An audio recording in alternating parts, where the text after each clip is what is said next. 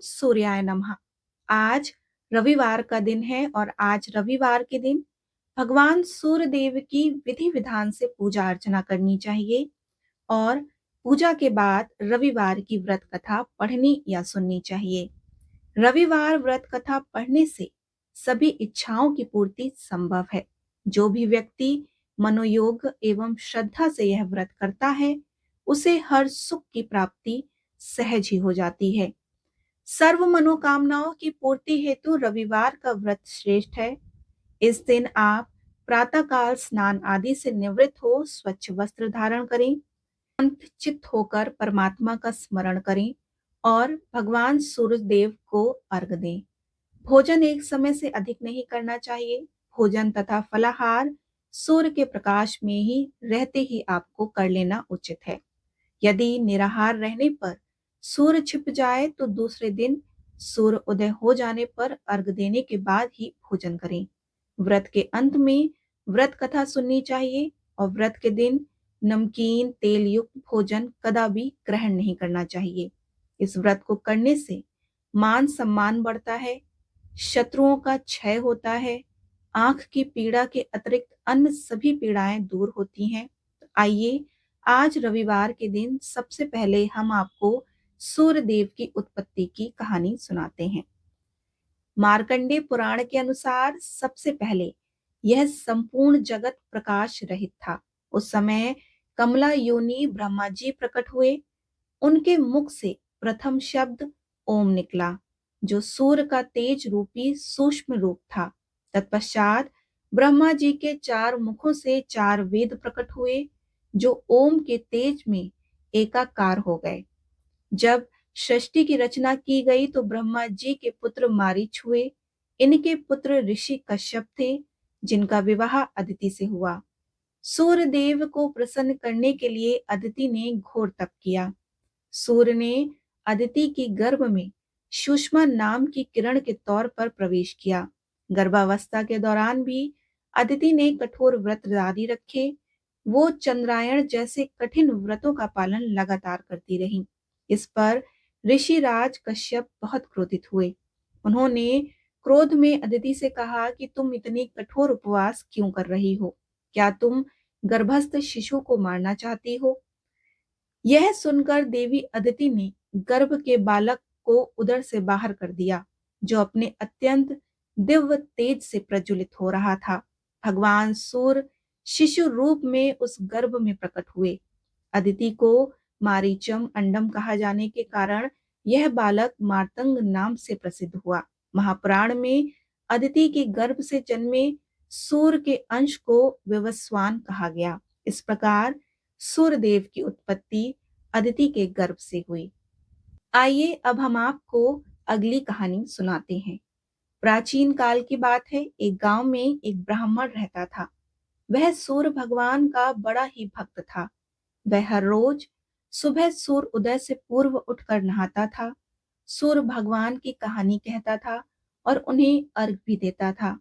इन सब से उसे देर हो जाती थी और वह ज्यादा काम भी नहीं कर पाता था, जिसके कारण उसे उसकी पत्नी से बहुत ही डांटती थी एवं समाज वाले भी उसे निकम्मा कहते थे।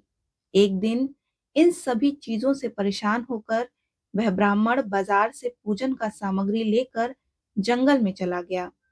वहां एक सूखी नदी के किनारे एक सूखे पीपल का पेड़ था, जहां बैठकर वह ब्राह्मण सूर्य भगवान की कहानी पढ़ने लगा एवं उनकी पूजा करने लगा। और उस नदी में एक जगह थोड़ा सा जल था। उसमें से जल लेकर वह सूर्य भगवान को समर्पित करता है। जैसे ही उसके द्वारा चढ़ाया गया जल नदी और पीपल के पेड़ पर गिरता है, वैसे ही नदी साफ पानी से भर जाती है और पीपल का पेड़ हरा भरा हो जाता है। तभी सूर्य भगवान उस नदी के जल में प्रकट होकर कहते हैं कि हे ब्राह्मण, मांग क्या मांगता है? ब्राह्मण ने यह सुनकर सोचा कि आवाज किसी भूत प्रेत का तो नहीं है। यह सोचकर ब्राह्मण वहां से भाग जाता है। तब वह घर जाकर यह सारी बातें अपनी पत्नी को बताता है। तब उसकी पत्नी समझ जाती है कि सूर्य भगवान ने इन्हें दर्शन दिए हैं। ब्राह्मण की पत्नी उसे समझाती है और कहती है कि सूर्य भगवान आपसे प्रसन्न होकर आपको वरदान देना चाहते हैं। तभी तो वे प्रकट होकर तुमसे कुछ मांगने के लिए बोल रहे थे। तब ब्राह्मण अपनी पत्नी से कहता है कि मैं वरदान में क्या मांगू, बताओ। उसकी पत्नी कहती है कि कम शब्दों में जितना हो सके मांग लो, और ब्राह्मण को सूर्य भगवान से यह मांगने को कहती है कि अपने महल के अंदर सोने के पालने में पोते को दासियां द्वारा खिलाते हुए अपनी आंखों से देख पाऊं। प्रिय भक्तगणों, अब वह ब्राह्मण उसी जंगल में फिर जाता है। वह जंगल में जाता है और सूर्य भगवान की कहानी कहता है। तभी सूर्य देव फिर से प्रकट होकर ब्राह्मण से वरदान मांगने को कहते हैं। तब ब्राह्मण अपनी पत्नी द्वारा बताए गए शब्दों को सूर्य भगवान से कहता है कि मेरे सोने के महल में सोने के पालने में पोते को दासी द्वारा खिलाते हुए देखूं। प्रिय भक्तगणों, ब्राह्मण की पत्नी द्वारा बताई गई बातों को सुनकर सूर्य भगवान कहते हैं कि देखने में तो तू बड़ा भोला भाला लगता है, पर एक ही बार में सब कुछ मांग लिया। सूर्य भगवान ने कहा कि जा, तेरी इच्छा पूर्ण होगी। ब्राह्मण जब जंगल से वापस अपने घर को आता है तो देखता है कि उसकी टूटी हुई झोपड़ी महल बन गई, और उस महल में दास दासियां आ रहे हैं और जा रहे हैं। ब्राह्मण पास में बैठी एक बूढ़ी मैया से पूछा कि माँ, यहाँ तो मेरी झोपड़ी हुआ करती थी, और यहाँ अचानक महल कहाँ से आ गया। फिर गणों ने उसी महल की खिड़की से एक सुंदर सी महिला गहनों और सुंदर वस्त्रों से लदी हुई बाहर आई, और ब्राह्मण से आकर बोली कि अजी आओ, यह आपका ही घर है। सूर्य भगवान ने हमारी मनोकामना पूर्ण कर दी। इतना धन देखकर ब्राह्मण ने उस महिला से कहा कि इतना धन का हम क्या करेंगे। तब उसकी पत्नी ने कहा कि धन से क्या नहीं होता, दान पुण्य यज्ञ होम करेंगे। और फिर ब्राह्मण ने अपने धन का इस्तेमाल पूजा पाठ एवं पुण्य कार्यों में किया। अब सभी गांव वाले राजा की जगह उस ब्राह्मण का गुणगान करने लगे। राजा ने यह सब सुनकर कहा कि चोरी की है, कहाँ से डाका डाला है। ब्राह्मण ने कहा कि यह सब तो सूर्य भगवान की कृपा है और उनकी कहानी कहने और सुनने का फल है। उस राजा का भी कोई पुत्र नहीं था। उसने सूर्य भगवान की पूजा आराधना शुरू कर दी और उनकी कथा कहनी भी। कहने लगा कि सुनने लगा, और इस प्रकार सूर्य भगवान ने राजा को एक सुंदर सा पुत्र दे दिया। उसका परिवार खुशी से भर गया और भगवान सूर्य की जय जय करने लगा। इस प्रकार सूर्य भगवान अपनी सभी भक्तों का कल्याण करते हैं। आप भी इस कथा को श्रवण करें या फिर पढ़ें। भगवान सूर्य आपकी हर मनोकामना पूर्ण करेंगे। आइए अब हम आपको सूर्य देव की अगली कथा सुनाते हैं। सूर्य भगवान और बुढ़िया माई की कथा। एक बुढ़िया थी। उनका एक बहुत ही सरल सा नियम था। प्रतिदिन रविवार को सवेरे ही स्नान आदि करके पड़ोस की गाय के गोबर से घर को लीप कर फिर भोजन तैयार किया करती थी और भगवान को भोग लगाया करती थी।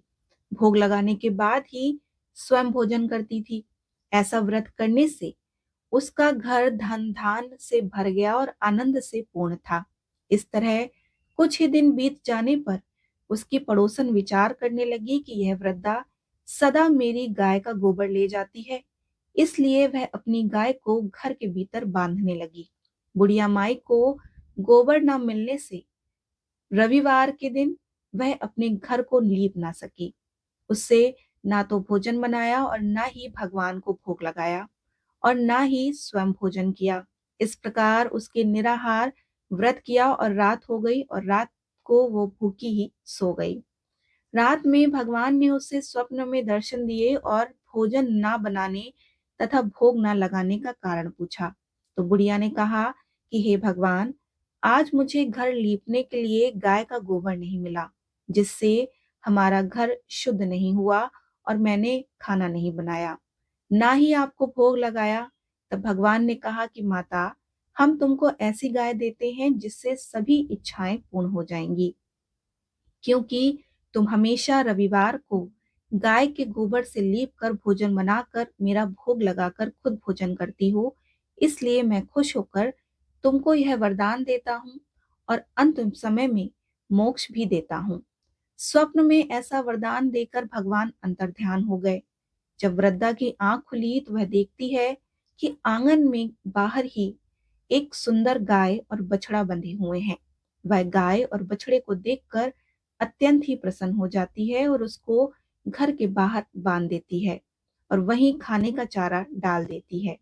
जब उसकी पड़ोसन ने बुढ़िया के घर के बाहर एक अति सुंदर गाय और बछड़े को देखा तो द्वेष के कारण ही उसका हृदय जल उठा। जब उसने देखा कि गाय ने सोने का गोबर किया है तो वह उस गाय का गोबर ले गई और अपनी गाय का गोबर उसकी जगह रख दिया। वह नित्य प्रतिदिन ऐसा ही करती थी और सीधी सीधी बुढ़िया माई को इसकी खबर भी नहीं थी। तब ईश्वर ने सोचा कि चालाक पड़ोसन के कर्मों से बुढ़िया ठगी जा रही है। भगवान ने संध्या के समय अपनी माया से बड़े जोर की आंधी चलाई। बुढ़िया ने अंधेरे में भय से अपनी गाय को घर के भीतर बांध दिया। प्रातःकाल उठकर जब बुढ़िया माई ने देखा कि गाय ने सोने का गोबर किया है तो उसे आश्चर्य की सीमा ना रही। वह प्रतिदिन गाय को घर के भीतर ही बांधने लगी। उधर पड़ोसन ने देखा कि बुढ़िया माई गाय को घर के भीतर बांधने लगी है और उसका सोने का गोबर उठाने का दाव नहीं चला। वह ईर्ष्या से जल उठी। कुछ उपाय न देखकर उसने देश के राजा की सभा में जाकर कहा कि महाराज, मेरे पड़ोस में एक बुढ़िया के पास ऐसी गाय है जो आप जैसे राजाओं के योग्य ही है। वह रोज सोने का गोबर देती है। आप उस सोने से प्रजा का पालन कीजिए। वह वृद्धा इतने सोने का क्या करेगी।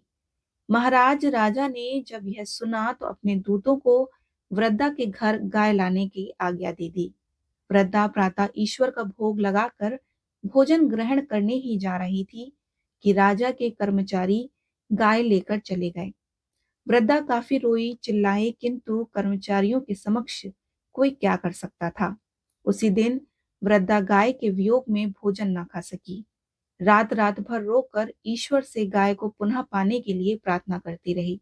उधर राजा गाय को देखकर बहुत ही प्रसन्न हुआ, लेकिन सुबह जैसे ही वह उठा उसका सारा महल गोबर से भरा दिखाई देने लगा। राजा यह देखकर घबरा गया कि अब क्या था।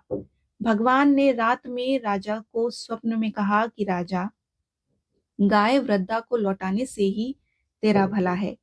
उसके रविवार के व्रत से प्रसन्न होकर मैंने उसे गाय दी है। यदि तूने उस गाय को वापस नहीं लौटाया तो तेरा सर्वनाश हो जाएगा। सुबह होते ही राजा ने वृद्धा को बुलाकर बहुत सा धन देकर सम्मानित किया और उसके साथ ही गाय और बछड़ा लौटा दिया। उसकी पड़ोसन को बुलाकर उचित दंड दिया और इतना करने के बाद राजा के महल से गंदगी दूर हो गई। उसी दिन से राजा ने नगरवासियों को आदेश दे दिया कि राज की प्रजा अपनी समस्त मनोकामनाओं की पूर्ति के लिए रविवार को व्रत करे और व्रत करने से नगर के लोग सुखी जीवन व्यतीत करने लगे। कोई भी बीमारी तथा प्रकृति का प्रकोप उन पर नहीं होता। सारी प्रजा सुख से रहने लगी और सूर्य भगवान की कृपा से सभी की मनोकामनाएं पूर्ण होने लगी। सूर्य भगवान, जैसे आपने बुढ़िया मैया को दिया वैसे ही अपने सभी भक्तों को देना। कथा कहानी कहने वाले, सुनने वाले तथा हुंकार भरने वाले को देना। बोलिए सूर्य भगवान की जय।